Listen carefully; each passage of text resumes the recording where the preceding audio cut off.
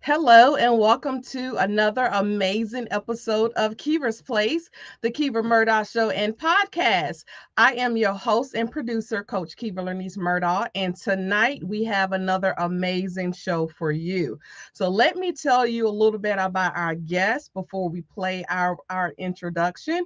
And right after our intro, we will bring her right on. So tonight we're going to be having a very candid conversation with Joanna James. She is known as the revolutionary difference maker in the design, construction, and banking sectors.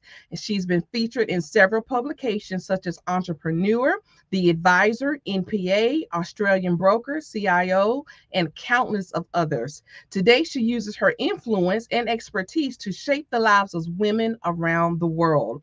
Miss James is known as Australia's youngest female architect and builder. She is the author and creator of the world's first bio home and created Shambhala at Byron Retreat, which welcomes celebrity singer Sting as her first guest. That's major. She's a pioneer entrepreneur who led the International Ezy Group to become the industry powerhouse in the lending sector. She's an advocate for businesses, independence, and competition, and her advice is sought after by government officials, industry bodies, and top business leaders.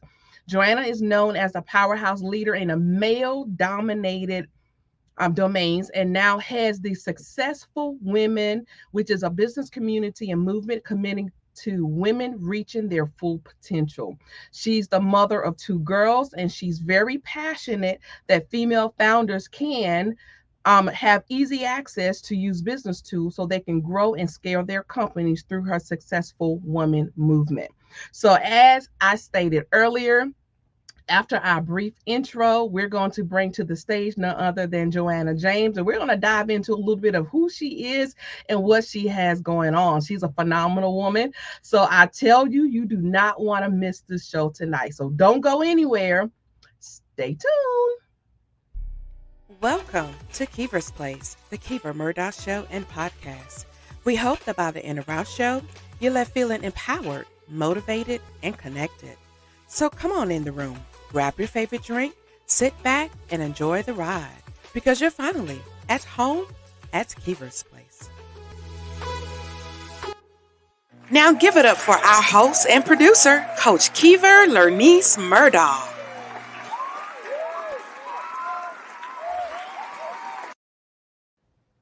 Yeah, so welcome back to Kiva's Place, the Kiva Murdoch Show and Podcast. And I have in the house tonight the incomparable, the beautiful Coach Joanna James. So how are you tonight? Thank you, Coach Kiva. I'm amazing, but it's actually tomorrow morning because I'm in Australia, so I'm dialing in from the future.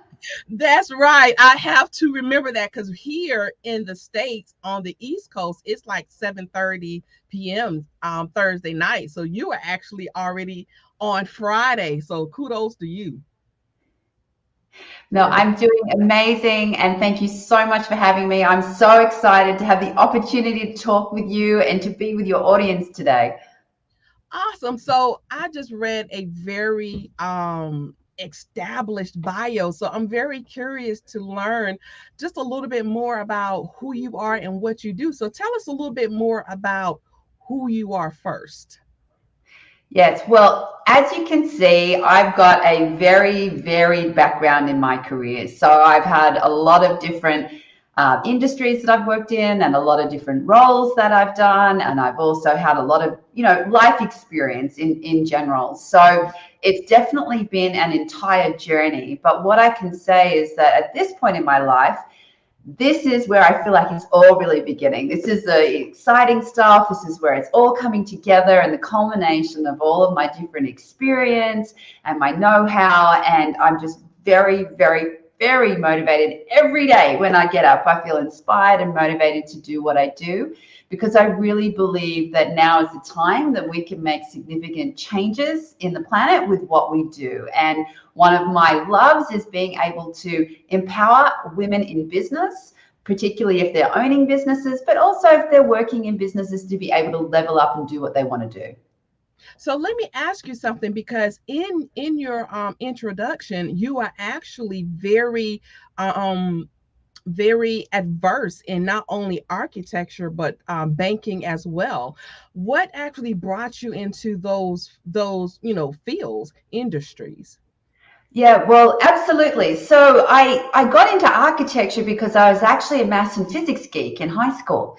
And I'm not exactly sure why, but somebody at the time told me that architecture had a lot of maths. It doesn't really. It has a very small amount of maths. It's actually a very artistic, creative profession to pursue. But when I got into it, I just loved it. I absolutely loved the combination of using your imagination, designing, creating, documenting, project managing, and bringing things into the world, into physical form. So I absolutely love that profession. But as with all stories, I met a man, I got married, and he came from a financial background. So I always wanted to contribute to the family business. So that's where my career really pivoted. And I also focused on building that company with him over 20 years. And on the side, I was always doing things in design. I was always doing projects and renovating buildings, creating our new office space. So I was always doing both. And I think that that's one of the things that I really love. And the more that I talk with women around the world, the more that I realize how important it is to actually embrace and integrate all of the parts of who you are, all of the different types of experiences. So whether it be building a business or whether it be building a building, the processes are still the same. The tools out that you're using to create are different, but the processes are still the same. So it's actually been a continuation of some of the skills that I've learned throughout life in terms of, designing, creating, implementing, planning, working with people, making sure that things are on track and on time. All of these things are skills that I've used over my lifetime, but just in very different mediums. Mm-hmm.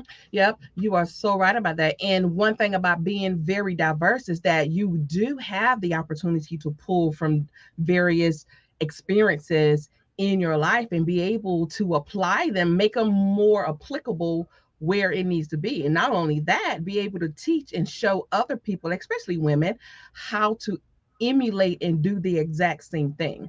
That's amazing. I wanted to ask you though, being in architecture, that's a very male dominated field. So, what challenges did you have? I would expect you're probably one of the very few women in that industry. So, what are some of the challenges for literally being a trendsetter as in architecture? Well, the amazing thing is that when I went through my university degree, it was almost 50% women to men. But when you Yeah. get out into the workforce, the numbers drop off significantly. And the number of women who actually go through the process of getting registered, that's even smaller again.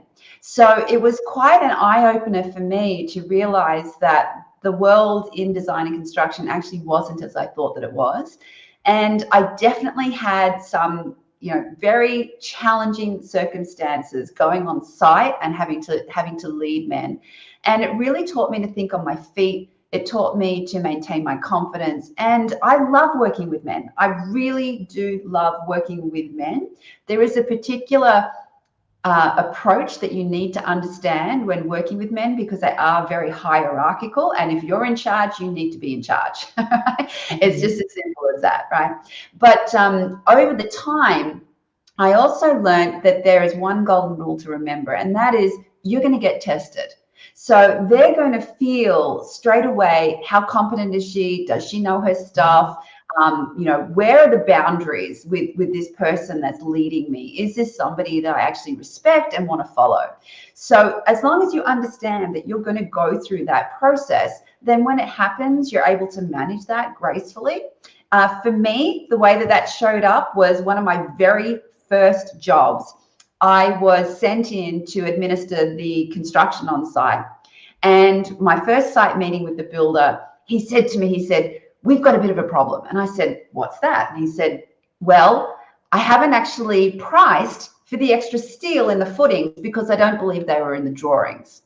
And I said to him, well, that's going to be a little bit of an issue for you because if you turn to page 32, you'll see that the engineer has specified the reinforcement footings for for the build.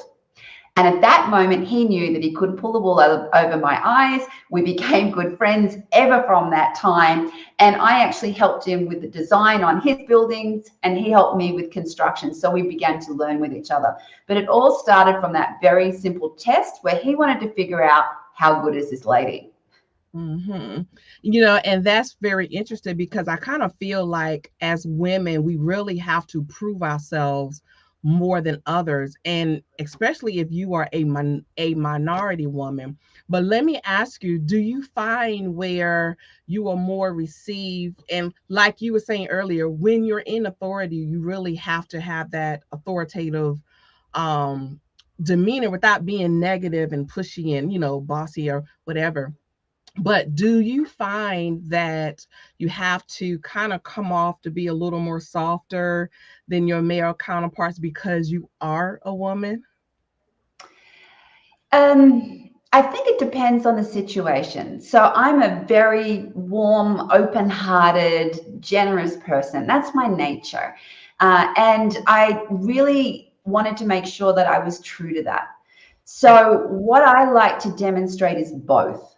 I like to demonstrate that I am fully congruent with who I am. I always love just connecting with people, learning more about them, their families, their backgrounds, on a person-to-person basis. But depending on the situation, if it's my time or if it's appropriate for me to step into that authority, I will immediately go there. But without making a big fuss and dance, it just is what it is, right? Mm-hmm. If that's my responsibility and if that's what I'm responsible for, I just go there. So I have no hesitation in showing people both sides of me. Right. And I think that that's actually where you get the respect. If you're only soft, or if you're only, in your authority and being over the top all the time, then you're very one-dimensional and it's very difficult for people to relate to you. But if people can see that in the right moment, you will step into that space and claim what you need to, or set the direction or set the pace, that's where people will be like, oh, this lady's interesting. I think I might follow her. Mm-hmm. And that was one of the reasons why I asked that question, because I kind of feel like as women, we tend to put on a facade. We don't want to be perceived to be one way or the other. And sometimes it's really hard to kind of find that balance and find that space in your industry to actually fit in. But you just hit the nail right on the head. The key is being authentic, being who you are authentically, and also knowing how to demand the stage, if you will, if that opportunity presents itself. And, as women, we really have to find that balance. You can be who you are, but also know when to demand that respect when the opportunity presents itself. So, I don't want our women to feel like they have to be one way or the other, or, you have to be too strong, you have to be too, meek or whatever. Just be authentically who you are, command your space, and everything else will fall right in line. I completely agree. Awesome. So in your line of work, you also use all of those experiences in coaching and empowering women. So when I mention the phrase collaboration over competition, what does that exactly mean to you? Well, that's very pertinent because collaboration, and particularly, having just come back from the States where I had the opportunity to be with Kern and the other co-hosts at the Power Up Summit, really made me understand that, collaboration is not just about saying you're going to be collaborative. It's actually about being collaborative. It's a completely different mindset. And I think there are a lot of people that give lip service to being collaborative, but when push comes to shove, they're actually secretly pushing their agenda underneath. So being collaborative is understanding that there's an abundance in this world and there's more than enough for everyone. And there's a win-win situation if you're framing it that way. And it's really about coming from a space of service. So, it's considering, how can I support this other person? What can I do for this other person that will help them move ahead in life in a positive way? And in that process, you also go on that trajectory, as opposed to, thinking, what can I get from this person, or what's in it for me?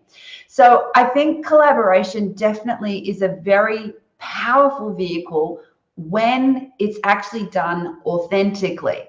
If it's done superficially, it's just lip service, right? So you've really got to feel into, how genuine is this person? Do their actions actually follow up with what they're saying? Are they walking the talk, or is this a superficial conversation that we're having? But yes, absolutely, I think collaboration is the new way of building business. And I think that naturally, although there are many men that are also collaborative, naturally women tend to be more collaborative. We tend to enjoy working with each other. So we do have a natural disposition to move in that way. But I think that also within collaboration, you need to be very clear who you are, what you bring to the table, and what it is that you intend to contribute in the process. You need to be very clear around how you can contribute to others and what that looks like for you in your reality. So I think if you're going to set about to collaborate, it also comes with a certain clarity about knowing who you are. And going back to what we were discussing earlier, every woman, and I mean every woman on the face of the planet, has their own unique combination of what makes them special in the world. So mine is the combination of, my life experiences, but everybody online today has exactly the same. So there's something that is genius about you with your life experiences, both personally and professionally, that's combined to make you who you are. And when you show up in the room being all of that part of you, then that's where the magic and collaboration happens, because it's always in those interesting connections that we have with people. And that comes from embracing all of who you are. So I think a big part of collaboration is really being the whole of who you are and contributing from that space, and really contributing to others first, as opposed to, having it be about me and what's in it for me. I agree 100% with exactly what you said. And the beautiful part about collaboration, and you just said it, I can't be you. I could only be who I am. And I think that some people get stuck in this imposter syndrome. They feel like they have to be the next, you know, Kern or Joanna or Kiever, instead of pulling from deep within with everything they have encompassed over their lives, because in reality we all bring something different to the table. So if we put all of that experience, all of that resource, all of our network, if we put it all together, then what we can create is something incredible. And so there's really no need to have that competitive, and it's good to be competitive in a sense. I'm not saying you should not be competitive. However, you do not have to compete against your sisters, because if it's better to put your resources together and work together that way, versus than trying to tear each other down, because we all have our own niche and we bring something different to the table anyway. So I love what you said, is really about encompassing the entire being of who you are. I love that. I love that. Now, you also authored, is it one book or several books? Well, I've been in several books, and there's a few more coming out. But my first book was called Mind Body Spaces. And as I developed my love for design, became really interested in building biology and the study of creating healthy spaces. So looking at things like toxicity, how electric fields affect you, water quality. It also encompasses the more esoteric part of design, which is, feng shui, geomancy, space clearing. So everything happens on a spectrum in life. from the scientific to the things that we can't explain. And buildings are exactly the same. So I absolutely fell in love with this modality, and that's where, you know, the first biohome came from. And I became obsessed with creating a space that had, you know, zero pollutants for my family. And the Mind Body Spaces book that I wrote talks about the relationship between spaces that we live in, but also the spaces in our business, and how we create things in our business, and how the spaces that our businesses are in also affect our business. So it was an absolute first love. I've also been in some chapter books as well. So yeah, there's all sorts of stories from resilience. I know we're going to have Undefeated coming out soon, and I'm also in a really exciting chapter book for next year as well in the States. So yeah, it's been a wonderful opportunity to clarify my thoughts and to contribute in a different way than, you know, directly with people and with podcasts like this. So I've loved the process of getting to write. Awesome. And outside of your book, you have also stemmed a beautiful community, sister leaders community. Tell us more about that. Well, the Sister Leaders community is Dr. Karen Pruden Hills that I spent some time with in the US. So she has her conference coming up. So if you haven't checked out her conference, you need to make sure that you do so. It's at the end of October. And I'm hoping that I'm going to get to dial in from the States to have a chat with all the ladies there. But what happened for me was that I went through a massive personal change. And I went through a divorce. And at that point in time, it really challenged me and stripped me of all of the preconceived ideas of what life was about. Yeah, so everything in my whole life came into question, reevaluation, and I really had to dig in deep to discover who I was and what it was that I really wanted to do in the world.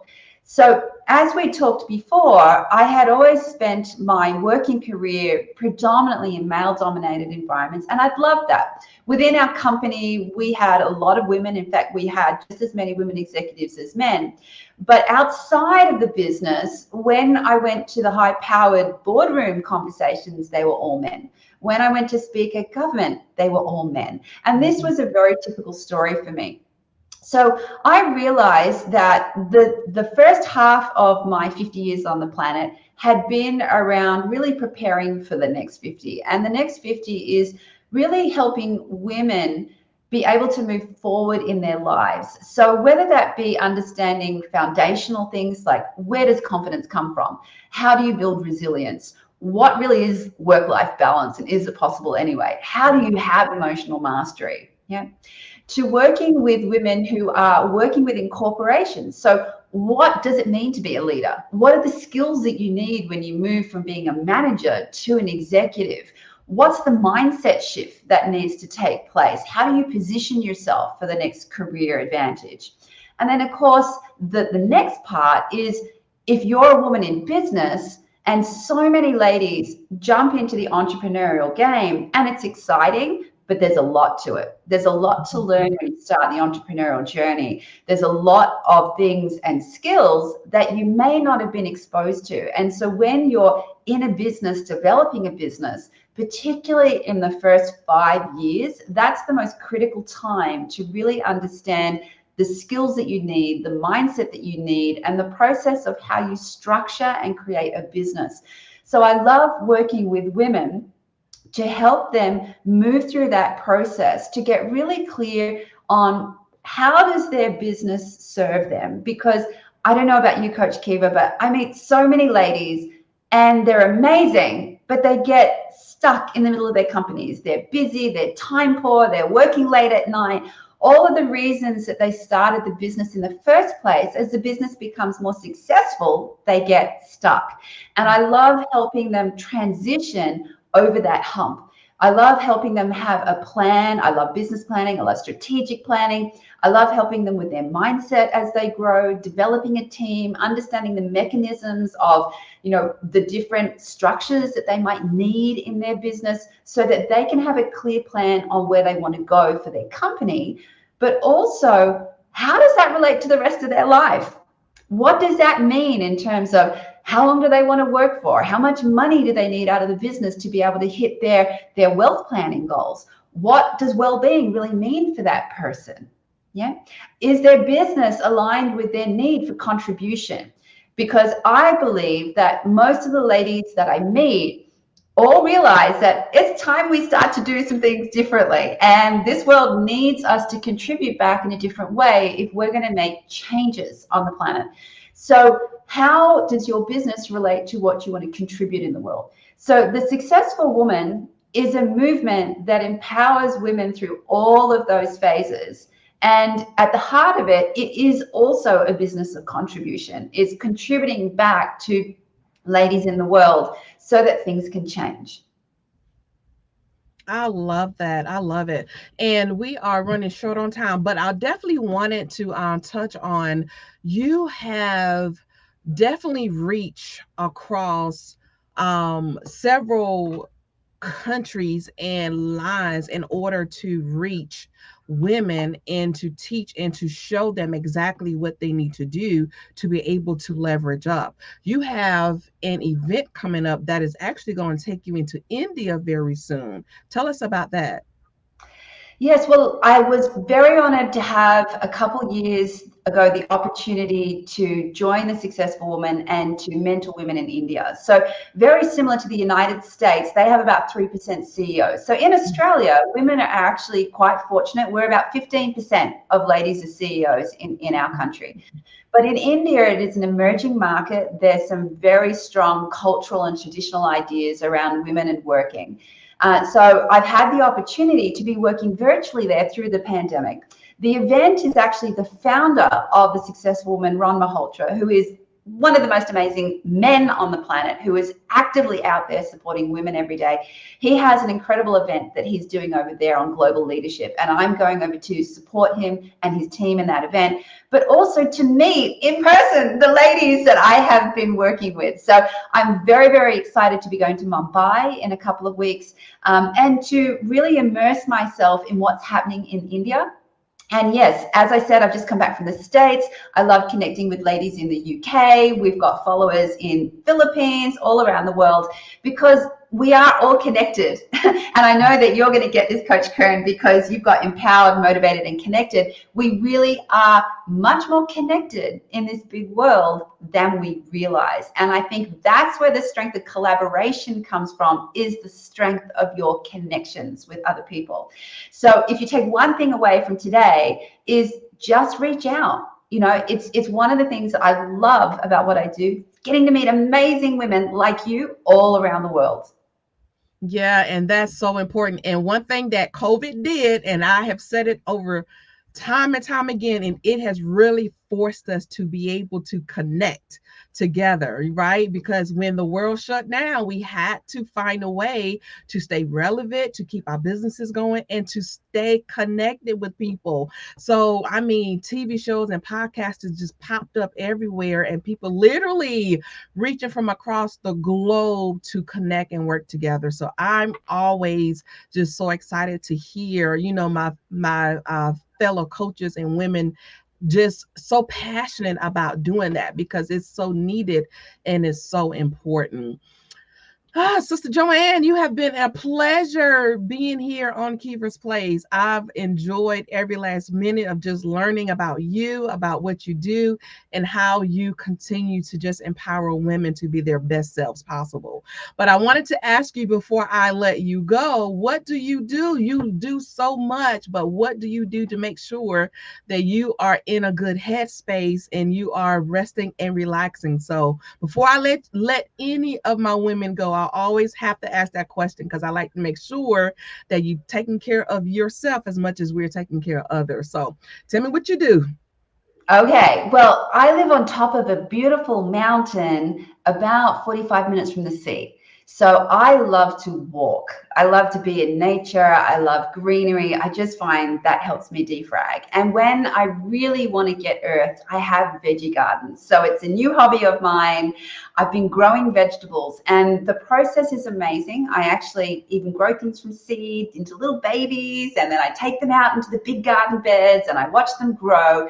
And it's so satisfying to be able to eat your own food. So for me, it literally is walking on the mountain in nature and getting my hands in the earth.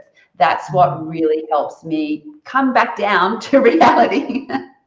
I love that. And I can definitely appreciate the gardening aspect of it. I have tried to garden. I am not good at it at all.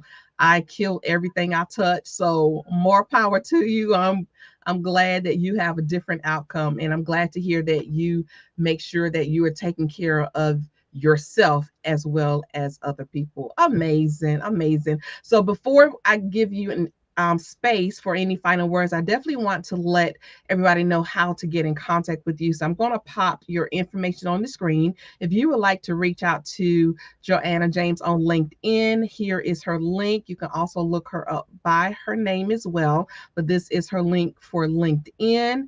Please reach out to her. I'm going to show her Instagram as well. You can go to Instagram.com/the successful woman. Successful woman. So definitely reach out to her on Instagram and on Facebook. On Facebook, you can go to facebook.com/the-successful-woman- and the numbers at the bottom of the screen. So definitely do not be a stranger. Reach out to her. You've definitely heard exactly what she had to say. She's coming from a space of experience and knowledge. And if you are a woman stuck in your business and you're not sure what to do to move forward, I would encourage you to definitely reach out to her. Ms. James, it has been an honor to have you again. Do you have any final words for our audience before I let you go? The floor is yours.